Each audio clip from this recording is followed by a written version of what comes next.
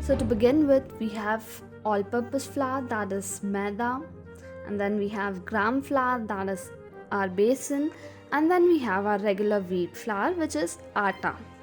Now, the quantity of these three things combined has to be 1 plus 1/4 cup.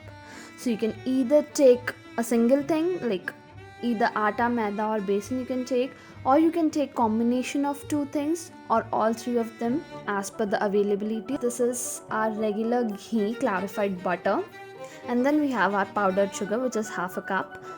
Talking about this is vanilla extract, could be replaced with cardamom powder or any other flavor. This is our regular baking powder, and this is our baking soda.